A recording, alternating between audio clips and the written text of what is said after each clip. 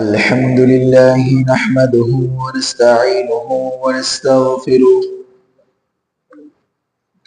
ونؤمن به ونتوكل عليه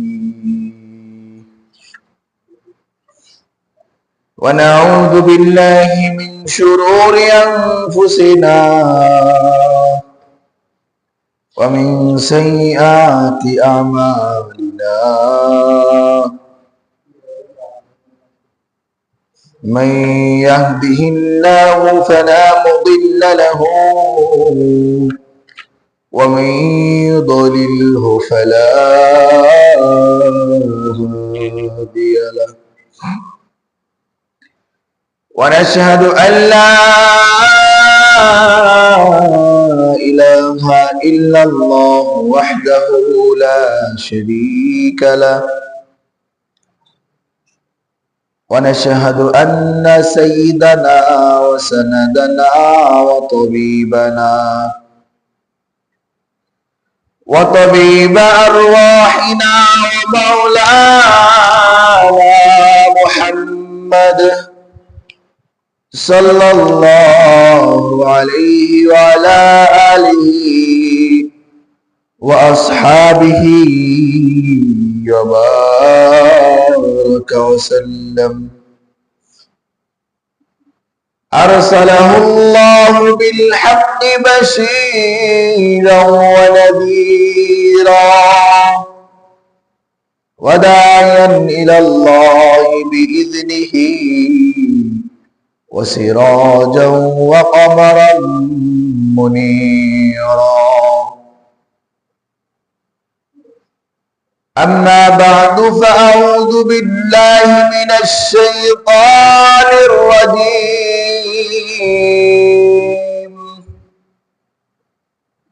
بسم الله الرحمن الرحيم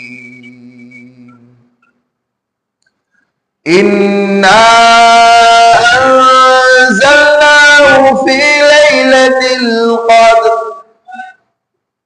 وما أدراك ما ليلة القدر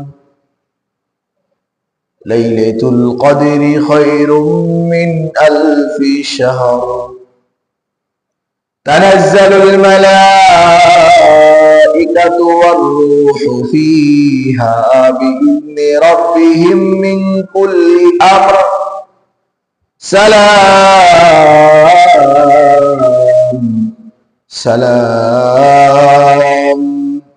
سلام هي حتى مطلع الفجر صدق الله مولانا العظيم ما كان محمد أبا أحد من رجالكم ولكن رسول الله وخاتم النبيين وكان الله بكل شيء عليما إن الله وملائكته يصلون على النبي يا أيها الذين آمنوا صلوا عليه وسلموا تسليما اللهم صل على محمد وعلى آل محمد كما صليت على إبراهيم وعلى آل إبراهيم إنك حميد مجيد اللهم بارك على محمد وعلى آل محمد كما باركت على إبراهيم وعلى آل إبراهيم إنك حميد مجيد بلغ العلا بكماله كشف الدجى بجماله حسنت جميع خصاله صلوا عليه وآله بلغ العلا بكماله حسنت جميع خصاله صلوا عليه وآله لا إله إلا الله لا إله إلا الله لا إله إلا الله لا إله إلا الله لا إله إلا الله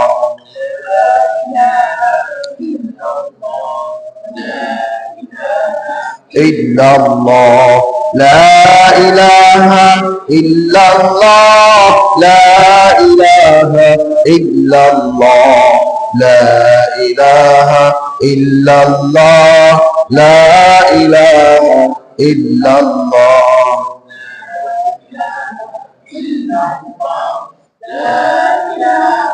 لا إله إلا الله محمد رسول الله صلى الله عليه وسلم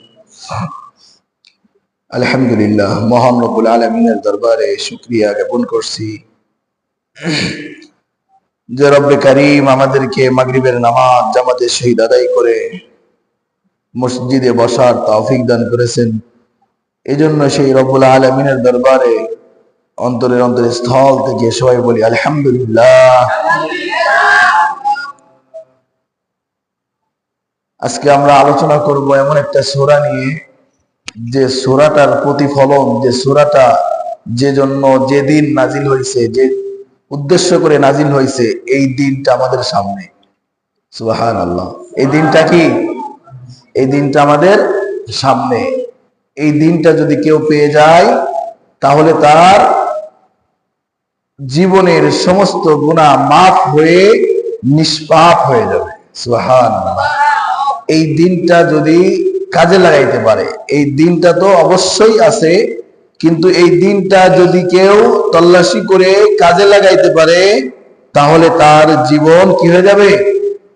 পরিবর্তন হয়ে যাবে। জীবনের সমস্ত গুনাহগাতা আল্লাহ তাআলা মাফ করে একেবারে নিষ্পাপ করে দিবেন। সুবহানাল্লাহ। আল্লাহ তাআলা আমাদের সবাইকে এই দিনটা আমাদের হায়াতে যতদিন আল্লাহ তাআলা বাঁচায় রাখেন, বছরে একটা দিন এই দিনটা আসে, এই দিনটা যেন আমাদের সবার রিজিকে যতদিন বেঁচে থাকবো ততদিন যেন আমরা পেয়ে থাকি এবং পাইতে পারি। এই জন্য আল্লাহ তাআলার কাছে সবাই আমরা দোয়া করবো ইনশাআল্লাহ তাআলা। আর এই দিনটা পাইতে গেলে সব থেকে গুরুত্বপূর্ণ যে আমলটা করতে হয়, যেটা করলে অর্থাৎ 95% দিতে পারে যে সে পাইছে, এমন একটা আমল করতে হবে। এই আমলটার নাম হচ্ছে ইতিকাফ। আমলটার নাম কি? ইতিকাফ কাকে বলে? রোজার শেষের 10 দিন মসজিদে থাকে না? এই মসজিদে থাকবা তোমরা। এই মসজিদে যে ইতিকাফে 10 দিন বসে, এই যারা ইতিকাফে বসে এবং প্রতি রাতে মালিকের কাছে ক্ষমা চায়, মালিকের কাছে মাফ চায়, মালিকের কাছে গুনার জন্য অনুতপ্ত হয়, মালিকের কাছে কোনো কিছু চায়, আল্লাহ তাআলা ওকে ওই সমস্ত জিনিসগুলা দান করে দেন। সুবহানাল্লাহ। এই ইতিকাফের 10 দিন শুধু ঘুমানো আর শুয়ে থাকার নাম না, নামাজ পড়লাম আর শুয়ে থাকলাম এই জন্য না। এই ইতিকাফের 10 দিন বসার নাম হচ্ছে মসজিদে অবস্থান। এই জন্যই যে আমি এই সমস্ত দুনিয়ার কাজ থেকে ফারেগ হয়ে ব্যস্ততাকে পিছে ফেলে মসজিদে আসছি, যাতে করে রিল্যাক্সে নিলিবিলি আল্লাহ তাআলার ইবাদতটা করতে পারে। এই জন্যই এই শেষের 10 দিন ইতিকাফ করে কি করতে হবে? মালিকের কাছে মাপ চাইতে হবে। প্রতিটা দিনে, প্রতিটা মুহূর্তে, সব সময় ইস্তেগফারের আমল করতে হবে, জিকিরের আমল করতে হবে, কোরআন তেলাওয়াতের আমল করতে হবে, বেশি বেশি নফল নামাজের আমল করতে হবে, ভালো কথা তালিমের হাদিস শোনার আমল করতে হবে, কোরআনের তাফসীর শোনার আমল করতে হবে। এই 10টা দিন ভরপুর ভাবে, পরিপূর্ণ ভাবে আমলের ভিতর দিয়ে কাটাইতে পারলেই আশা করা যায় ওই ব্যক্তি এই দিনটাকে পেয়ে গেল। সুবহানাল্লাহ। এজন্য আমরা অনেকে মনে করতে পারি আমি তো ছোট হুজুর, আমরা তো আর মসজিদে থাকতে পারবো না। ছোট কত ছোট?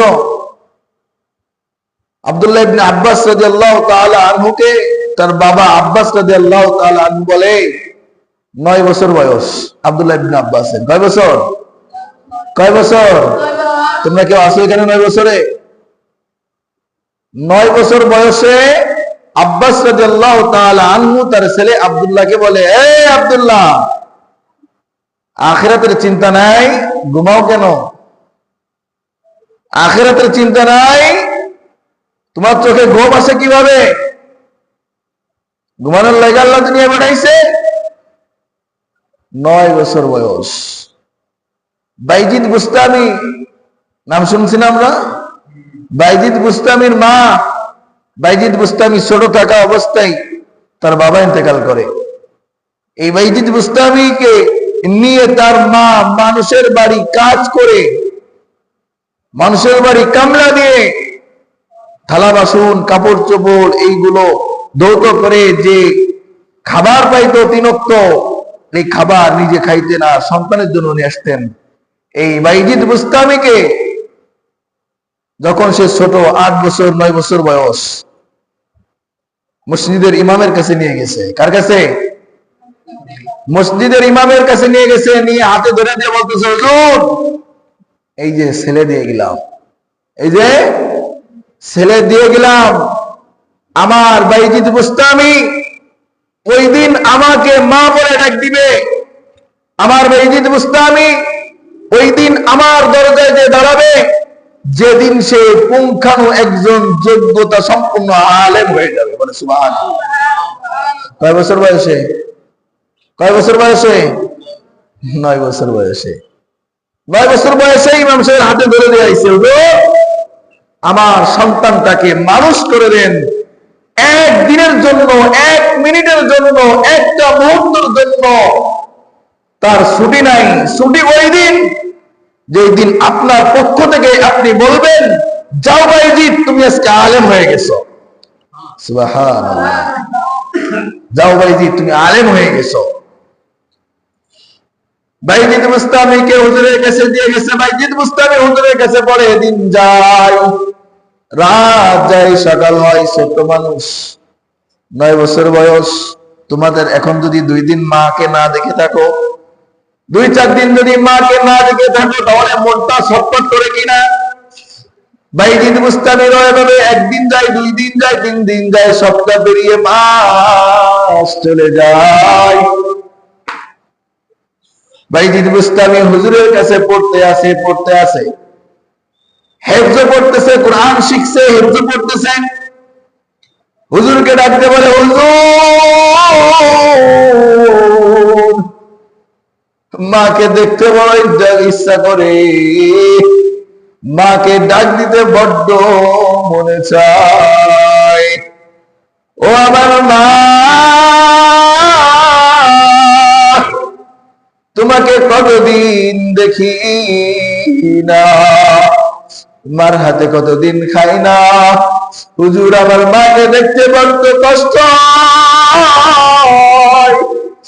আমার মাকে দেখতে মনে চায়। হুজুর, আমাকে একটু ছুটি দেওয়া যায়, আমি আমার মাকে এক নজর দেখে, মার সাথে একটু কথা বলে, মাকে একটা মা বলে ডাক দিয়ে, মাকে একটু জড়া ধরে মার পাশে দোয়া নিয়ে আমি বাইজিদ আবার আপনার দরবারে ছুটে আসবো। হুজুর, আমাকে একটু ছুটি দেন, ছুটি দেন। হুজুর ডাকতে বলে, বাইজিদ, তোমার মা আমাকে ওই দিন ছুটি দিতে বলছে যেদিন তুমি আলেমের মুকুট পাইবা। আলেমের মুকুট পাওয়ার আগে বাইজিদ তোমার ছুটি নাই। আবারও দিন পেরিয়ে রাত আসে, রাত পেরিয়ে দিন যায়, সপ্তাহ যায়, মাস যায়। আবার একদিন বলে, হুজুর, আমার মন ছটফট করে, মন মানে না, আমার মাকে দেখতে বড্ড মনে চায়। দোস্ত এখন তো দূরে থাকলেও মোবাইলে মার সঙ্গে কথা বলা যায়, আব্বাকে আব্বা বলে ডাক দেওয়া যায়, আব্বার মুখ থেকে সন্তানের আদরের ডাক শোনা যায়। কিন্তু তখন তো মোবাইল ছিল না, কোনো যোগাযোগের মাধ্যম ছিল না। বাইজির ডাকতে বলে, হুজুর আমার মনে মানে না আমি 2 নজর মাকে দেখবো, আমার একটু কি ছুটি দেওয়া যায়? হুজুর দেখলো যে বাইজির ছোট্ট মানুষ, মার জন্য বড্ড পাগল হয়ে গেছে, মাকে দেখতে মনে চায়। হুজুর ডাকতে বলে, বাইজি তোমাকে ছুটি দিতে পারি এক শর্তে, যদি অগ্রিম 1 সপ্তাহের পড়া তুমি আমাকে একসাথে শোনাইতে পারো, তাহলে তোমাকে 1 মুহূর্তের জন্য তোমার আম্মুকে দেখেই চলে আসবা, এতটুকু সময়ের জন্য আমি তোমাকে ছুটি দিব। বাইজিদের মাথার ভিতরে আল্লাহ তাআলা জ্ঞান ঢেলে দিয়েছে। বাইজিদ সারা রাত্র জেগে জেগে পড়া মুখস্থ করে 1 সপ্তাহের পড়া একদিনে দিয়ে দিছে। সুবহানাল্লাহ। কাকে দেখবে? কাকে দেখার জন্য? আরে মাকে দেখার জন্য। বাইজিদ 1 সপ্তাহ পড়া 1 রাতে মুখস্থ করে একসঙ্গে হুজুরকে শোনায় বলে, হুজুর আমি মার কাছে যাব, আমার মাকে দেখতে বড্ড মনে চাই। হুজুর বলে, যাও যাও যাও বাইজিদ, তুমি মাকে দেখে চলে আসো, তবে লেট করবা না, দেরি করবা না। আচ্ছা হুজুর আমি দেরি করবো না। বাইজিদ রওনা করছে বাড়ির দিকে। বাইজিদ বুস্তামি, যার নাম শুনলে মানুষ এখন কি মনে করে? আল্লাহর বড় একজন পেয়ারা, আল্লাহর বড় একজন ওলির নাম বাইজিদ বুস্তামি। এই বাইজিদ বুস্তামি রওনা করছে বাড়ির দিকে, মাকে দেখবে। মা বাড়ির দরজায় দাঁড়ায় ডাক দিছে, মা গো দরজাটা খোলো না, তোমার বাইজিদ এসেছে। ও দোস্ত মা কেমন দেখো? মা বলতেছে, না না না আমার বাইজিদ আসতে পারে না, তুমি আমার বাইজিদ না। আমার বাইজিদ ওই দিন আসবে যেদিন আলেমের মুকুট পরিধান করবে, যেদিন আলেমের সার্টিফিকেট হুজুর নিজে দিয়ে আমাকে বলবে আপনার সন্তান আলেম হয়ে গেছে। এই দিন আমার বাইজিদ আমাকে মা বলে ডাক দিবে। এর আগে আমার বাইজিদের মুখ থেকে আমি মা ডাক শুনতে চাই না। বাইজিদ দাঁড়ায় দুয়ারের সামনে, বলে, মা গো দুয়ারটা একটু খোলো না মা, আমি তোমার বাইজিদ আসছি, আমার মন মানে না, তোমাকে দেখতে বড্ড ইচ্ছে করে গো মা। মাও কেমন মানে দোস্ত, একটাই মাত্র সন্তান বাইজিদ, স্বামী নাই, সন্তান নাই, ঘরে কোনো খাবারের ব্যবস্থা নাই, তবুও কতটা ত্যাগ স্বীকার করে সন্তানকে মানুষ করার জন্য, সন্তানকে সন্তানের মতো মানুষের মতো মানুষ করার জন্য কতটা ত্যাগ স্বীকার করতে পারে একটা মা।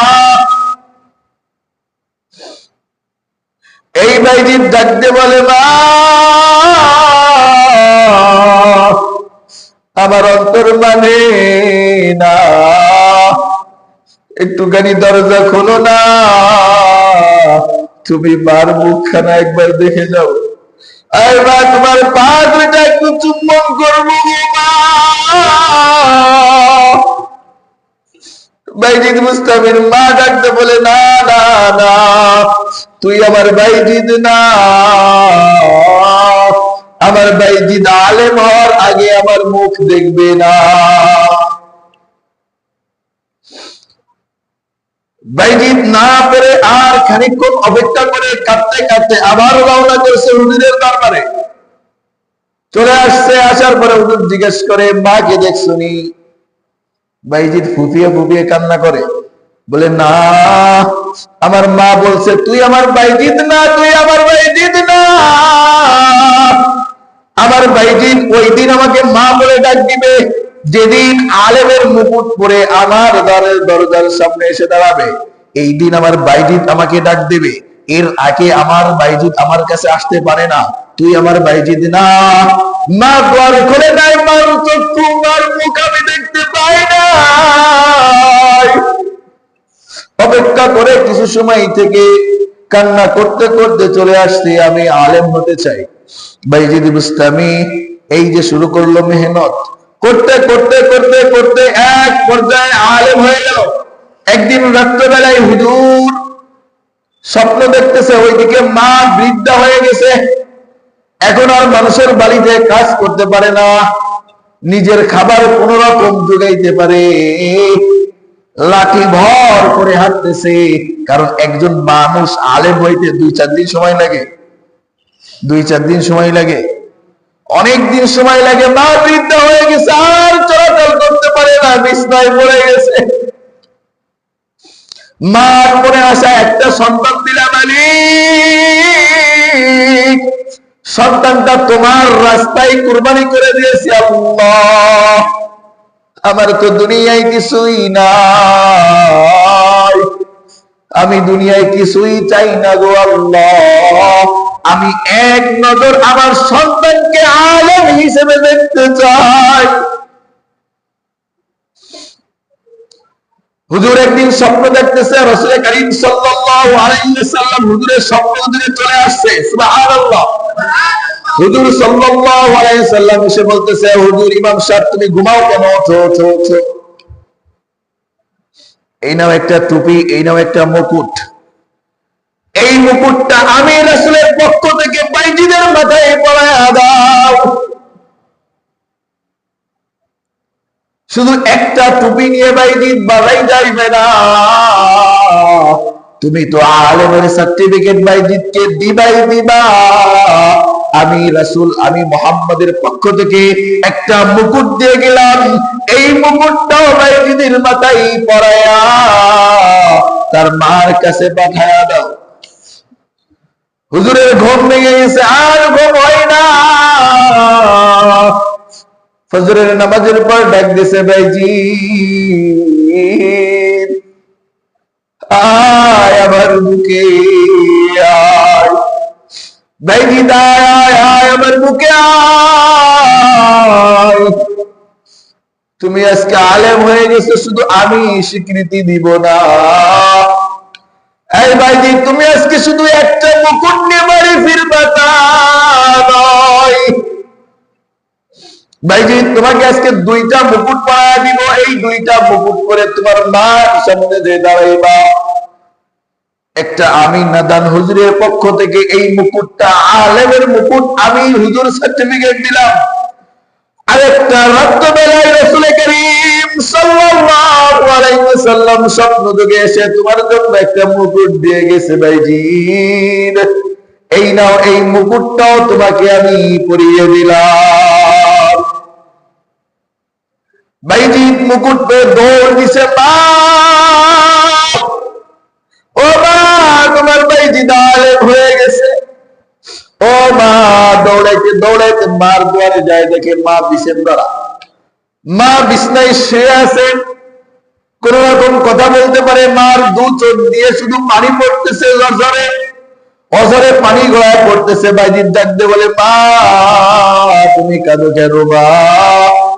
এই যে তোমার বাইজিদ, ছোট্ট বাইজিদ আজকের আলেমের মুকুট পরিয়া তোমার সামনে, ও মা তোমার বাইজিদ উপস্থিত।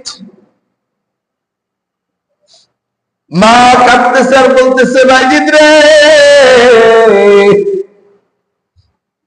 আমার জীবন সার্থক, আমি তোকে আমার সন্তানকে আলেম বানাইতে পারছি, আমার সন্তানকে আলেম রূপে আমি দেখা আমি এই শান্তি অনুভব করতেছি, পৃথিবীতে এমন শান্তি আমি কোথাও পাই নাই।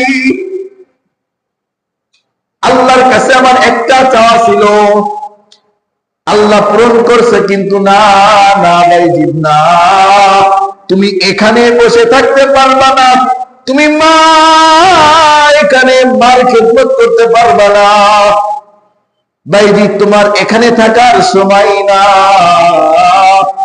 যা যা যা উম্মতের খেদমতে বের হয়ে যা, এলেম শিক্ষা শিখায় সকাল কিয়ামতের ময়দানে আমি বাইজিদের মা যেন ওই ব্যক্তির মা হিসেবে দাঁড়াইতে পারি।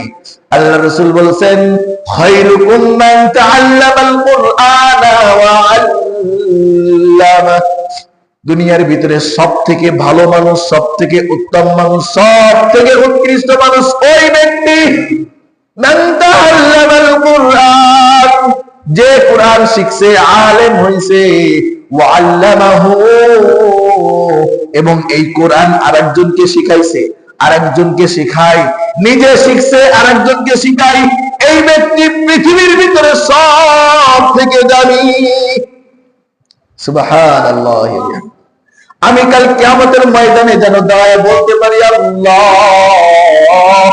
আমার কোনো আমল নামা নাই, আমার কোনো ভালো কাজ নাই, ভালো আমল নাই, কিন্তু গো আল্লাহ, আমি ওই ব্যক্তির মা, যে ব্যক্তি দুনিয়ার ভিতরে সব থেকে দামি তোমার হাবিব ঘোষণা করছে, যা যা বাইজিদ যা, এতদিন শিখছো এলেম, এখন মানুষকে শিখাও, আমার কাছে তুমি বসে থেকো না।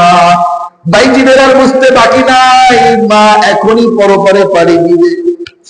কি কষ্ট বাইজিদের মনে। বাইজিদ হাউ মাউ করে কান্না শুরু করতেছে আর বলতেছে, মা গো,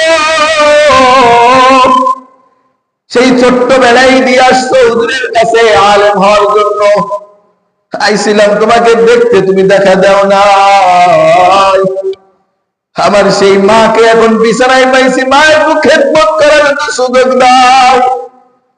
মা ডাকতে বলে, না না না, খিদমত আমার করতে হবে না, উম্মতের খিদমতের জন্য দুনিয়ার ভিতরে বের হয়ে যাও। বাইজিদ বুঝে বলছে, আমার মা এখনই মরে যাবে, আমার মা এখনই চলে যাবে।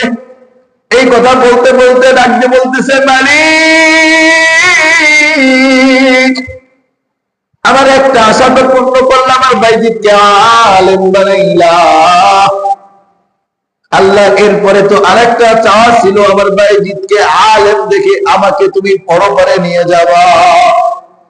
এই বলতে বলতে কালেমা তৈয়বা পড়তে পড়তে দুনিয়ার থেকে বিদায় নিয়ে চলে গেলেন না। বাইজিদ কান্না করা শুরু করলেন। বাইজিদ কান্না থামিয়ে মাকে কাফন দাফন দিয়ে উম্মতের খেদমতে বেরিয়ে গেল। এই দোস্ত, বাইজিদের বয়স ছিল কত মনে আসেনি? কয় বছর বয়স ছিল? 9 বছর বয়সে একটা মা, স্বামী হারা মা, একটা মহিলা, স্বামী হারা মহিলা, মানুষের বাড়ি কাজ করে 9 বছরের শিশুকে ইমাম সাহেবের হাতে তুলে দিয়ে আসছে, হুজুর আমার সন্তানকে আলেম বানায়া দেন। আলেমের হাতে তুলে দিয়ে আসছে, হুজুর আমার সন্তানকে আলেম না বানানো পর্যন্ত আমার বাইজিদ আমার বাড়ি যাবে না, আমাকে মা বলে ডাকবে না, আমাকে 2 চোখে বাইজিদ দেখবে না। ও দোস্ত, কেমন মা আর কেমন বাইজিদ! এই জন্যই তো আজকে কিয়ামত পর্যন্ত এই বাইজিদের নাম কেউ ভুলতে পারবে না। যত আলেম দেখবা, প্রত্যেকটা আলেমের মুখে এমন একটা নাম যা উচ্চারিত হবে, তিনি হলেন বাইজিদ বুস্তামি রহমাতুল্লাহি আলাইহি। এই জন্য শিক্ষা, মানুষের মতো মানুষ হইতে গেলে কি লাগবে? শিক্ষা লাগবে। মানুষের মতো মানুষ হতে গেলে ত্যাগ স্বীকার করতে হবে, কষ্ট করতে হবে। এখনকার বাবা মা তো বাবা 40 বছর বয়স হয়ে গেল, সন্তান অবুঝ, বুঝে না, সন্তান ছোট মানুষ, 25-30 বছরের যুবক, নামাজ পড়ে না, ফজরের সময় মা ডাকে না, বাবা ডাকে না। ছোট সন্তান, ছেলের পরীক্ষা আছে, অনেক রাত পর্যন্ত পড়ালেখা করছি, না এখন ডিস্টার্ব করা যাবে না। আফসোস, দুনিয়ার একটু খ্যাতির জন্য রাত 2টা পর্যন্ত সন্তানকে পড়ার ব্যবস্থা করে দিতে পারলাম। দুনিয়ার একটু খ্যাতির জন্য, কিন্তু ওই 1000 বছর অনন্তকালের জাহান্নাম থেকে বাঁচানোর জন্য ফজরের নামাজে ডাকলা না। দোস্ত, তুমি কি করলা? ওই সন্তানের উপরে জুলুম করলা। এই সন্তানকে তুমি জালেম, মাজলুম বানাইলা, তুমি জালেম হইলা। এই জন্য সাবধান। যেটা বলতেছিলাম, আমাদের সামনে ওই রাতটা অপেক্ষা, ওই রাতটা আসতেছে আগত, যে রাতটা যদি কেউ মালিকের কাছে ক্ষমা চেয়ে নিতে পারে, একটা রাত্র ইবাদত করতে পারে, হাজার মাসের থেকে একটা রাত্রর দাম ফজিলাত বেশি। বলো সুবহানাল্লাহ। আল্লাহ তাআলা বলতেছেন, ইন্না আনজালনাহু ফি লাইলাতিল কদর। এই সূরাটার নাম হচ্ছে সূরাতুল কদর। কদর মানে ভাগ্য। কদর মানে কি? সবে বরাত মানে কি? মুক্তি। বরাত মানে মুক্তি, আর কদর মানে ভাগ্য। মানুষ বলে সবে বরাত মানে কিসের রাত? ভাগ্য পরিবর্তনের রাত। এই জন্য যারা জীবনে নামাজে আসে না, এরাও সবে বরাতের দিন মসজিদে আসে, ঠিক কিনা? যে আজকে এই দিনকে আল্লাহর কাছ থেকে চেয়ে একেবারে ভাগ্যটাকে পরিবর্তন করে কিছু একটা জোগাড় করে নিয়ে তাই বাড়ি যাবে না। সবে বরাতের রাত ভাগ্য পরিবর্তনের রাত নয়, সবে কদরের রাত হচ্ছে ভাগ্য পরিবর্তনের রাত। এই জন্য এই সূরার নাম দেওয়া হয়েছে কদর। এই সূরা কেন নাজিল হয়েছে বলছিলাম, গত তাফসীরে বলছিলাম যে এই সূরা নাজিল হয়েছে বনি ইসরাইলের এক ব্যক্তি ছিল, 1000 বছর হায়াত পাইছে, 1000 বছর আল্লাহর রাস্তায় দিনের বেলায় জিহাদ করছে, রাত্রে বেলায় তাহাজ্জুদ আদায় করছে, রোজা অবস্থায় দিনের বেলায় জিহাদ করছে, রাত্রে বেলায় নামাজে কাটিয়ে দিছে। এই ব্যক্তির কথা যখন রাসূল সাল্লাল্লাহু আলাইহি ওয়াসাল্লাম সাহাবায়ে কিরামদের সামনে বলতেছিলেন, তখন সাহাবায়ে কিরাম আফসোস করতেছিল, হাই কত না সৌভাগ্যবান ওই ব্যক্তি, বনি ইসরাইলের যে ব্যক্তি 1000 বছর হায়াত পাইছে, আল্লাহর রাস্তায় জিহাদ করছে, রোজা অবস্থায় জিহাদ করছে, আর রাত্রিবেলায় দাঁড়ায়া দাঁড়ায়া মালিকের দরবারে সিজদায় উঠে আছে, মালিকের দরবারে দাঁড়ায়া দাঁড়ায়া নামাজে সালাতে রাতটা কাটায়া দিছি। কতই না সৌভাগ্যবান আমরা। তো কতটুকু হায়াত পাইছি, আমরা কতটুকু ইসলাম পাইলাম, আমরা কতটুকু ইসলামী জিন্দেগি পাইলাম। আমাদের জিন্দেগি তো কত না তুচ্ছ ওই বনি ইসরাইলের যুবকের জিন্দেগি থেকে। তখন আল্লাহ তাআলা জিবরাইল আলাইহিস সালামকে পাঠিয়ে দিলেন, যাও আমার বন্ধুর কাছে যাও, আমার বান্দারা মন খারাপ করছে, শোনো শোনো শোনো, একটা সুখবর দিয়ে আসো, আমার দোস্তকে জানায় দাও, ইন্না আনজালনাহু ফি লাইলাতিল কদর। আমি এমন একটা রাত্র এই উম্মতকে দান করব, এমন একটা রাত্র এই উম্মতকে দান করেছি যে রাত্রের ভিতরে আমি আনজালনা নাজিল করেছি পুরো গোটা কোরআনকে। সেই রাত্রটার নাম লাইলাতুল কদর। সেই রাত্রটার নাম লাইলাতুল কদর। লাইলাতুল কদরের রাত্রে মালিক এই কোরআনটাকে পরিপূর্ণ নাজিল করেছে। বলো সুবহানাল্লাহ। আল্লাহ তাআলা আবার বলতেছে, ওমা আদরাকা মা লাইলাতুল কদর। লাইলাতুল কদর কি জানো? আল্লাহ তাআলা লাইলাতুল কদর বলে আবার বলতেছে, লাইলাতুল কদর কি জিনিস জানো? ওই যে মাত্র সাহাবায়ে কেরাম মন খারাপ করলো না, 1000 বছর ইবাদতের কথা শুনলে, বনি ইসরাইলের যুবকের 1000 বছরের হায়াতের কথা শুনে, সারাদিন যুদ্ধের ময়দানে কাটানো, সারা রাত্র নামাজে কাটিয়ে দেওয়ার কথা শুনে মন খারাপ করছে না? এদের জন্য বলতেছি, ওমা আদরাকা মা লাইলাতুল কদর। তোমরা কি জানো? দোস্ত তুমি কি জানো লাইলাতুল কদর কাকে বলে? লাইলাতুল কদরি খায়রুম মিন আলফি শাহর। লাইলাতুল কদরি খায়রুম মিন আলফি শাহর। এই লাইলাতুল কদর একটা রাত যার মূল্য খায়রুম মিন আলফি শাহর, 1000 কত? 1000 থেকে বেশি উত্তম। 1000 কি? 1000 মাস। 1000 আলফি শাহর, 1000 মাস থেকে একটা রাত্রের দাম বেশি। বলেন সুবহানাল্লাহ। ওরা যে মন খারাপ করতেছে, 10 বছরের জিন্দেগি পাইলাম, ইসলামের জিন্দেগি, 60 বছরের হায়াত পাইলাম, 25 বছর ইবাদত করলাম, 25 বছর ইবাদতের মূল্য দিয়ে 25 বছরের ইবাদতের তপটা আর 1000 বছরের তপটা তো এক হতে পারে না। ওরা যে মন খারাপ করতেছে, আমি এমন একটা রাত্র দান করব যে রাত্রের মূল্য 1000 মাস থেকে বেশি উত্তম। সুবহানাল্লাহ। এই মাসটা যদি 10 বছর পাই, প্রতি বছরে একটা রাত আসে, 10 বছর যদি একটা করে পাই, তাহলে প্রতি রাতের মূল্য 83 বছর 4 মাস। কয় বছর? 83 বছর 4 মাস। এভাবে যদি আমরা 10 বছর পাই, 10 বছর হায়াত পাই, আর 10 বছর যদি 10টা লাইলাতুল কদর পাই, তাহলে 10 গুণ 83 কত হয়? 830। 830 বছর হয়ে গেছে। কত হয়ে গেল? 830 বছর একটা রাতের মূল্য। 10 বছর জিন্দেগি, 15 বছর জিন্দেগি পাইলে, 20 বছর জিন্দেগি পাইলে কই 1000 টপকায় গেলাম না? 20 বছর যদি তুমি ইবাদত করো, 20 বছর প্রত্যেক বছরে একটা করে রাত্র আল্লাহ দান করছে। এই রাত্রটার নাম লাইলাতুল কদর। যদি প্রতি বছর এই একটা রাতকে তুমি লুফে নিতে পারো, এভাবে 20টা বছর যদি তুমি ইবাদত করো, 10টা বছর ইবাদত করো, 10টা বছরের বিনিময়ে মালিক তোমাকে 830 বছর, কত? সর্বনিম্ন 830 বছরের ইবাদতের সব মালিক তোমাকে দান করে দিবে একটা রাতের বদলতে। সুবহানাল্লাহ। তাহলে একটা রাতের বদলত। আর এভাবে একটা রমজান পাইলে, একটা ফরজ রমজানে আদায় করলে 70টা ফরজ আদায়ের সব পাওয়া যায়। সুবহানাল্লাহ। তাহলে একটা রমজান পাইলে 70টা রমজান।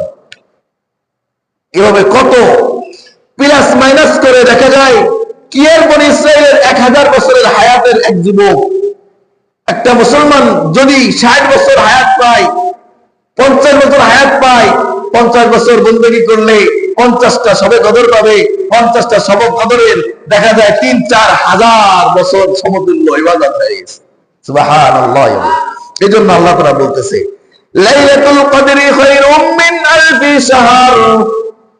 এই লাইলাতুল কদরটা এত দামি, যার মূল্য একটা রাতের মূল্য খায়রুম মিন আলফি শাহর, 1000 মাসের থেকে বেশি। আল্লাহ তাআলা বলতেছে, তানাজ্জালুল মালাইকাতু ওয়ার রূহু ফিহা বিইذনি রাব্বিহিম মিন কুল্লি আমর। এই রাতে কি হয় জানো? এই রাতের মূল্য কেন? আল্লাহ বলতেছে, তানাজ্জালুল মালাইকা, আসমানের সমস্ত ফেরেশতাকে আমি আল্লাহ তাআলা নাযিল করে দিয়ে যাচ্ছে। সুবহানাল্লাহ। সমস্ত ফেরেশতাদেরকে পাঠায় দিই দুনিয়ার ভিতরে, যা যা যা। ওয়ার রূহ, এমনকি রূহ ফেরেশতা। রূহ ফেরেশতা কেডা? জিবরাইল আলাইহিস সালাম। কে? জিবরাইলকে, স্বয়ং জিবরাইলকে আল্লাহ তাআলা দুনিয়ায় পাঠায় দেয়। অর্থাৎ এখানে এই কথা বোঝানো হয়েছে, যেমন ধরেন আমাদের মাঠে কোনো প্রোগ্রাম আছে, দাওয়াত দিচ্ছেন আমাদের উপরে, সমস্ত মুসাল্লি যাইবে, নামাজের পরে সবাই গেলাম। এই দাওয়াতের পরে দাওয়াত করনেওয়ালা এসে জিজ্ঞেস করতেছে যে নামাজের পরে সবাই কি গেছিলেন? তখন একজন উত্তর দিচ্ছে যে সবাই গেছে, এমনকি হুজুরও গেছে। সবাই গেছে, এমনকি হুজুরও গেছে। মানে সবাই ভিতরে তো হুজুরও আছে, তারপরে আবার হুজুরের নাম আলাদা করে কেন বললো? যেন এই কথাটা বুঝে আসে, এই কথাটা বুঝাইতে সহজ হয় যে সবাই তো গেছে, কেউ বাদ নাই, এমনকি হুজুরও গেছে, আর কেউ অবশিষ্ট ছিল না, সবাই এখানে উপস্থিত হয়েছে। আল্লাহ তাআলা এই জিনিসটা বোঝানোর জন্য বলতেছে, তানাজ্জালুল মালাইকা, আসমানের সমস্ত ফেরেশতারা নেমে আসে। আসমানে তো ফেরেশতা জিবরাইলও আছে না? সমস্ত ফেরেশতা যখন বলছে, সমস্ত ফেরেশতাদের ভিতরে জিবরাইলও আছে। তারপর আবার আল্লাহ তাআলা জিবরাইলকে আলাদা করে উল্লেখ করলেন কেন? মানে এই কথা বোঝানোর জন্য, সহজ বোধগম্য করার জন্য যে কোন ফেরেশতা বাকি নেই। তানাজ্জালুল মালাইকাতু ওয়ার রূহ, সমস্ত ফেরেশতা তো নামাইছি, সমস্ত ফেরেশতা তো নাযিল করছি, এমনকি রূহ ফেরেশতা জিবরাইল আলাইহিস সালামকেও আমি দুনিয়ায় অবতরণ করেছি। সুবহানাল্লাহ। কোন রাতে? শবে কদরের রাতে। ফিহা বিইذনি রাব্বিহিম, দুনিয়ার ভিতরে অবতরণ করছি বিইذনি রাব্বিহিম, কারণ এটা তার মালিকের হুকুম। মালিক হুকুম করছে যা দুনিয়ার ভিতরে যা। কোন ক্ষমা পিপাসু আমার বান্দা আছে, অভাব দূর করনেওয়ালা আমার বান্দা আছে, ঋণগ্রস্ত আমার কোন বান্দা আছে, ক্ষমা লাগবে কোন বান্দার, যা ফেরেশতারা সবাই চলে যা, যে যে টুকায় টুকায় আমি মালিকের দরবারে উপস্থিত কর। আমি মালিক হুকুম করলাম, আজকে কেউ উপরে থাকতে পারবি না, আসমানে বসে থাকতে পারবি না, যা দুনিয়ার ভিতরে যা, আমার ওই বান্দাদের খবর আমি মালিকের কাছে নিয়ে আই। সুবহান।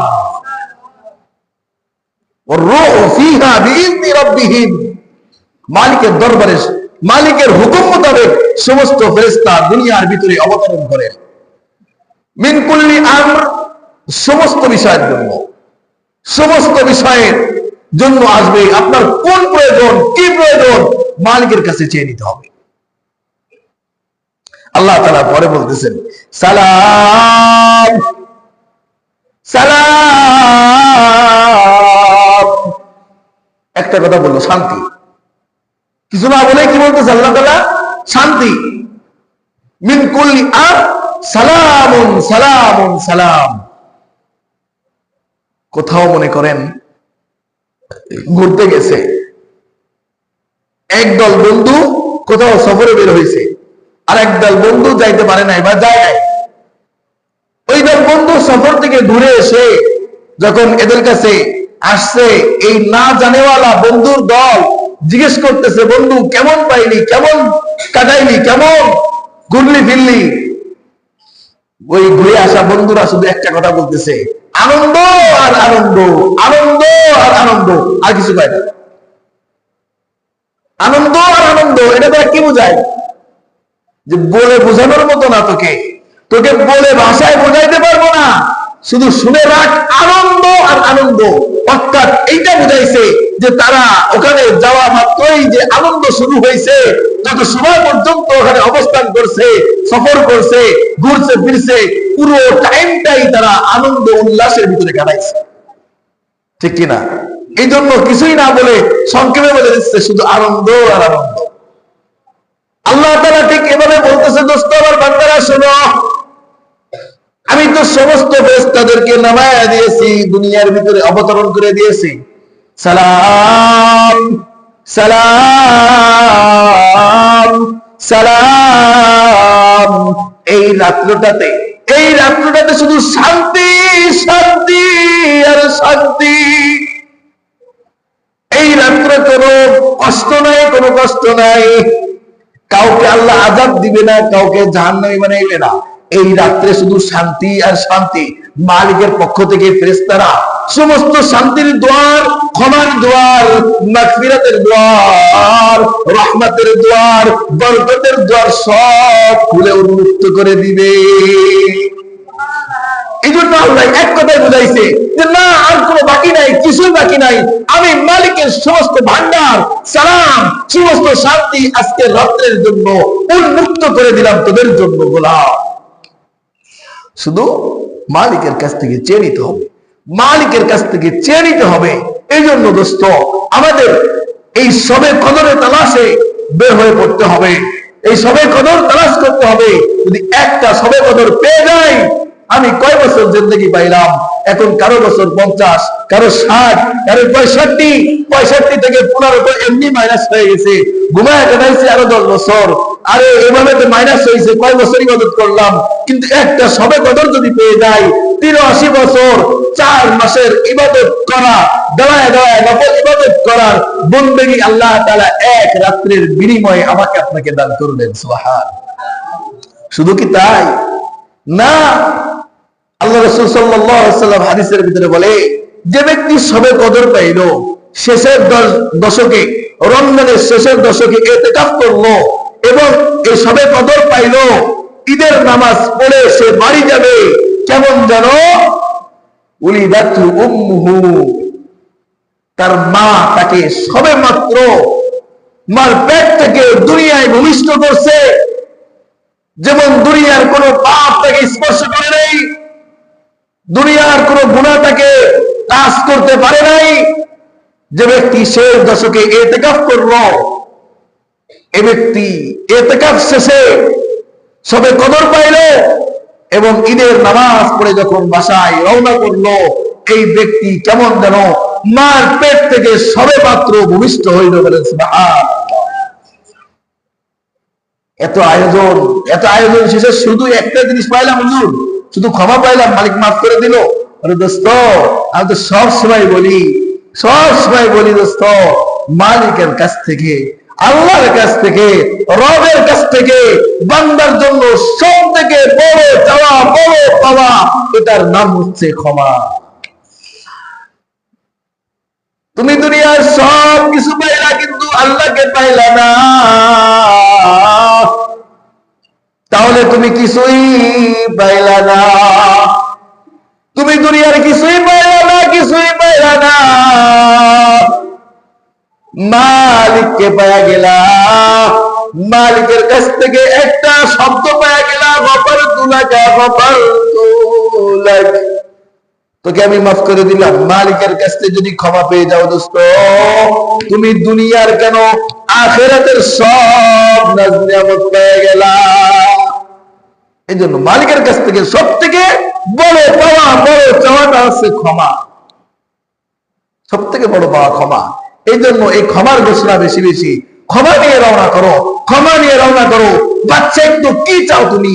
কত বাচ্চাইত্ব চাও, কত সুখ চাও, কত আনন্দ চাও? আরে বাচ্চাইত্ব তো দুনিয়ার বাচ্চাইত্ব না, দুনিয়ার সুখ তো সুখ না রে দোস্ত। এক ব্যক্তি তপস্যা করে, বসে বসে তপস্যা করে যে যদি কোনোদিন খিজির আলাইহিস সালামের সাক্ষাৎ পাইতাম, খিজির আলাইহিস সালামের সাক্ষাৎ পাইতাম। কেন? খিজির আলাইহিস সালামের সাক্ষাৎ দিয়ে কি করবে? খিজির আলাইহিস সালাম আল্লাহর কাছে দোয়া করলে সেই দোয়া সঙ্গে সঙ্গে কবুল হয়। এই জন্য খিজির আলাইহিস সালামের সাথে সাক্ষাৎ পাইলে তার সাথে কইতাম মালিকের কাছে, মালিক তো খিজির আলাইহিস সালাম আপনি আল্লাহর কাছে আমার পক্ষে হইতে কিছু আমাকে চেয়ে দেন। এভাবে তপস্যা করতেছে, তপস্যা করতে করতে একদিন খিজির আলাইহিস সালাম সামনে উপস্থিত হয়ে গেছে। বনী ইসরাইলের ঘটনা। এখন আসছে সামনে, আসার পর বলতে কি চাও তুমি মালিকের কাছে? মালিকের কাছে আমি দুনিয়ায় শান্তি চাই। কি চাই? শান্তি চাই। কারণ দুনিয়ায় হাহাকার, শান্তি নাই কোথাও, আমি শান্তি চাই। খিজির আলাইহিস সালাম দেখলো হয়তো পাগল, দুনিয়ার শান্তি কেউ চাই? দুনিয়ায় এই মুহূর্তে শান্তি পাইলা, একটু পরে মরে গেলা, শান্তি তো শেষ। খিজির আলাইহিস সালাম হিম্মত খাটায়া বললো, আচ্ছা ঠিক আছে, দুনিয়ায় তো কত মানুষ শান্তিতে আছে তাই না? বলে হ, আমি শুধু শান্তিতে নাই। তাহলে যাও, কার মতো শান্তি চাও একটু বিশ্রায় বের করো, খুঁজে বের করো, এই ব্যক্তির মতো শান্তি চাই, ব্যাস ওই ব্যক্তির মতো শান্তি মালিকের কাছ থেকে চেয়ে নিব। এই ব্যক্তি দৌড়াইতাস, খুঁজতাস। ওই মহল্লার ভিতরে সবচেয়ে সম্ভ্রান্ত পরিবার, সব থেকে মালওয়ালা, টাকাওয়ালা, ক্ষমতাওয়ালা দৌড়াইতেছে, সবার কাছে যাই, সবাই কথা বলে না, শান্তিতে নাই, শান্তিতে নাই, শান্তিতে নাই। টাকা আছে, টাকাই শান্তি নাই। ক্ষমতা আছে যে তোমার, ক্ষমতায় শান্তি নাই। পাওয়ার আছে যে, পাওয়ায় শান্তি নাই। সম্পদ আছে যে, সম্পদে শান্তি নাই। যার যত সম্পদ বেশি, তার তত চোখের ঘুমই উড়ে গেছে, ঘুমের ট্যাবলেট খাইয়াও ঘুমায় না। কোথায় সম্পত্তি কিনছে, সম্পত্তির জমির দলিলে লাগান, কোথায় টাকা রাখছে, ব্যাংক ডাকাতি হয়ে গেছে, টেনশনে বাঁচে না।